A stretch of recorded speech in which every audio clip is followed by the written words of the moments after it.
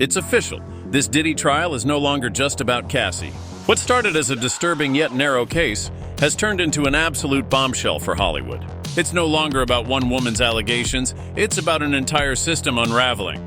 The courtroom isn't just echoing with Cassie's testimony anymore.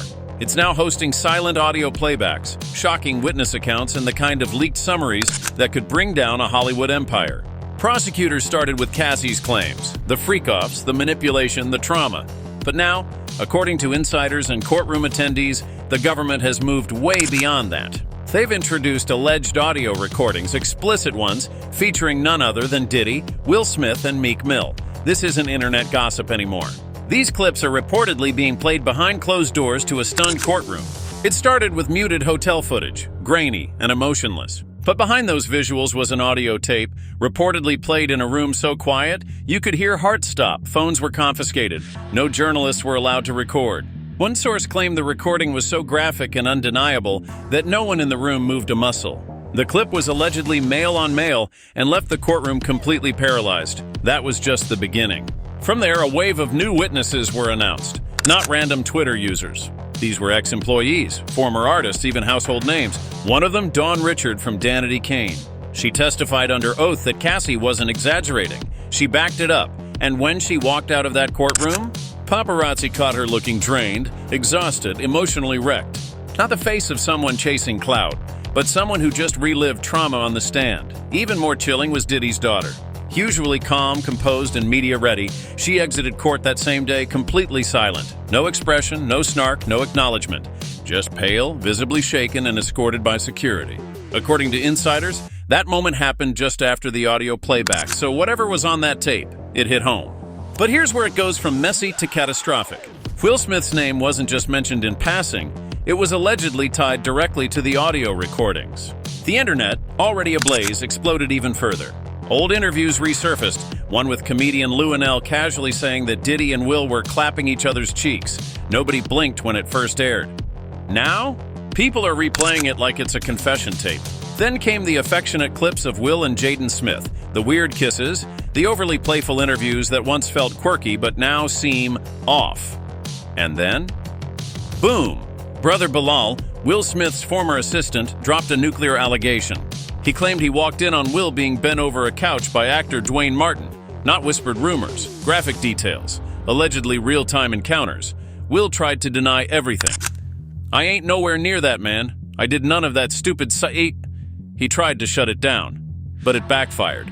The internet flooded timelines with photo receipts. Will and Diddy laughing at parties, hugging at award shows, toasting drinks together. There's literal footage of them arm in arm at exclusive events. And suddenly, Will's denial didn't feel like a defense, it felt like damage control. Meanwhile, Meek Mill's name got dragged into this storm too. His alleged presence on the tapes sent shockwaves across social media. Unlike Will, Meek didn't go quiet. He tweeted, then tweeted again, then again. "Y'all trying to ruin me? I'm not fruity. Stop playing with me." Every defensive post made people more convinced something was off. And people didn't forget the years of Meek and Diddy memes. Fans used to call Meek Diddy's intern, pocket puppet, and worse, what seemed like trolling at the time. It's now being re-examined like criminal evidence. People started pulling up everything. Diddy throwing Meek a shirtless pool party, calling him daddy on camera. Fans took that moment and turned it into a viral meme. Every time Meek tried to act tough online, someone dropped the daddy clip in the replies. Meek went full meltdown, and that only made it worse. But let's go back to the tapes. Here's the scariest part. None of them have leaked, not a second, not a snippet, not even a photo. We live in a world where iClouds get hacked, court audio leaks in hours, and TMZ has everything before it even happens. But these tapes? Nothing.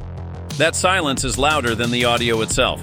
It's got everyone asking, who's protecting this? And why? Court insiders claim the content is so graphic, so damaging, and so tied to powerful names that the government is actively suppressing it. Some say it's to protect the identities of those involved.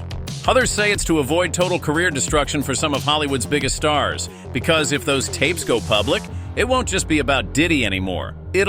So now the question isn't just what did Diddy do, but who else is tangled in this mess?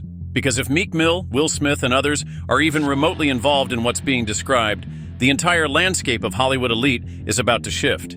This isn't some isolated scandal. It's beginning to look like an organized culture that existed in plain sight for years, and that's terrifying. One by one, people who were once protected by fame are now getting pulled into the storm. Aubrey O'Day, another former Danity Kane member, has been warning the public for years. She called Diddy controlling, manipulative, and dangerous long before Cassie ever filed a lawsuit. Nobody listened. She even said on record that being in Bad Boy Records was like being trapped. And now everything she said is being taken seriously because we've crossed that line. The media blackout is cracking. Independent journalists are crawling all over this case like bloodhounds, YouTubers, bloggers, Reddit sleuths. Everyone's looking for the missing puzzle pieces, and every time they find a new one, it fits. One post dug up an old clip from an MTV party where Diddy made a strange comment about wrestling with men in the morning, and then laughed it off. It seemed like a joke. Now, not so much.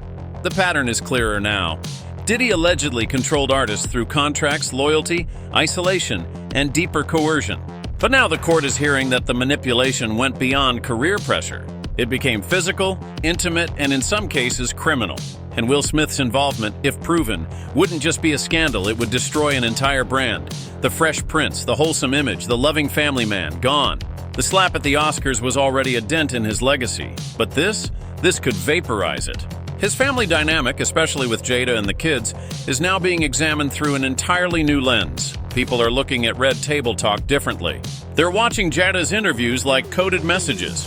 The internet thinks it was always in plain sight. We just weren't looking hard enough. Meek Mill's fall from grace is more chaotic.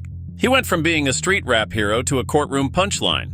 The more he screams, "I'm not fruity," the more the internet trolls him with clips, memes, and past moments he probably hoped were forgotten.